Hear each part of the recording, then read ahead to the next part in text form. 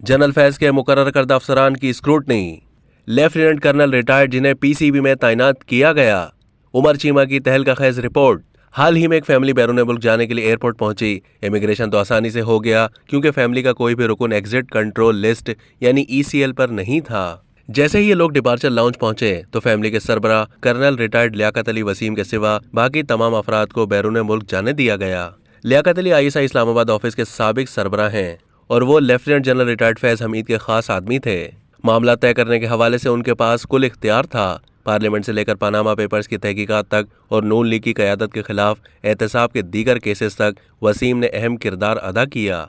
मरियम नवाज ने एक मरतबा उनके खिलाफ ढके छुपे अंदाज से बात करते हुए कहा था कि इस्लामाबाद में सभी जानते हैं कि एक रिटायर्ड कर्नल पार्लियामेंट चलाता है। आईएसआई में क़यादत तब्दील हुई तो वसीम को मुस्ताफ़ी होने के लिए कहा गया। अब तक ये वाज़ेह नहीं कि वसीम को बाहर क्यों नहीं जाने दिया गया, लेकिन दी न्यूज़ ने इस पूरी कहानी की तस्दीक 3 मुख्तलिफ ज़राए से की है। वाक़या 15 फरवरी को पेश आया। हालांकि वाक़या से आगाह एक ज़रिए का कहना था कि इंटेलिजेंस का एक अफसर इमिग्रेशन के लिए इस फैमिली की सहूलतकारी के लिए उनके साथ आया था और बाद में यही अफसर लियाकत को वापस ले आया। वो लंदन जाना चाहते थे जहां वो माजी में पाकिस्तानी हाई कमीशन में सिफारतकार के फ़राइज़ अंजाम दे चुके थे। फैज़ हमीद से ताल्लुक़ रखने वाले वसीम ही वो वाहिद अफसर नहीं जिनकी स्क्रूटनी हो रही है। कई ऐसे अफसरान हैं जिनसे कुछ केसेस में पूछ-गुछ की गई है और उन्हें मुस्ताफ़ी होने के लिए कहा गया है। फैज़ ने जैसे ही आईएसआई का चार्ज छोड़ा तो एजेंसी के एक सिविलियन अफसर रहमतुल्लाह खान को सऊदी अरब में तैनात किया गया। 2 महीने पहले ही उन्हें रियाद से वापस बुलाकर पूछ-गुछ की गई और बाद में उन्हें पाकिस्तान के दूर उफ्तादा इलाके में तैनात कर दिया गया है।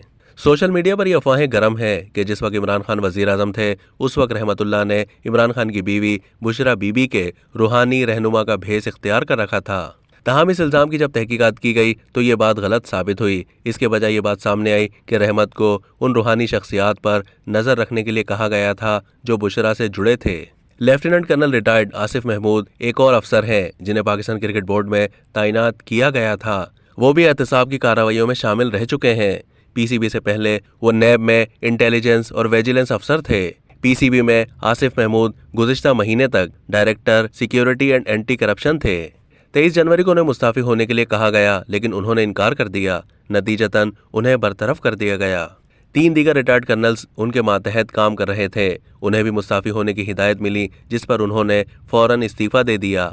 पीसीबी के एक ओहदेदार ने इस बात की तस्दीक की लेकिन उन्हें वजूहात का इल्म नहीं था। उन्होंने कहा कि पीसीबी से कहा गया कि इन अफराद को हटाया जाए और ऐसा ही किया गया। उन्होंने कहा कि क्रिकेट लीग की रजिस्ट्रेशन के मामले पर कोई तनाज़े था जिसकी वजह से आसिफ महमूद और उनकी टीम को हटाया गया होगा। उन्होंने वाज़ेह किया कि cricket team Kashmir super league की रजिस्ट्रेशन उस वक्त की गई थी जब फैज़ हमीद ओहदे पर थे।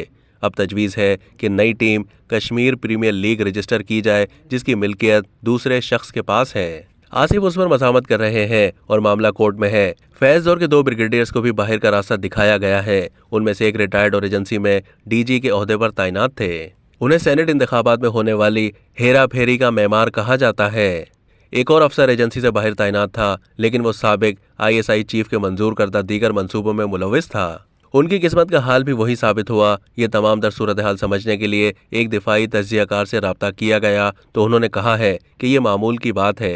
नई क़यादत आती है, अपनी टीम बनाती है जिनके साथ वो इत्मीनान बख्श महसूस करती है। लिहाजा इस पूरे मामले में कुछ भी गैर मामूली नहीं है। अब तक के लिए इतना ही। मज़ीद मालूमात के लिए डेली जंग के यूट्यूब चैनल को सब्सक्राइब कीजिए।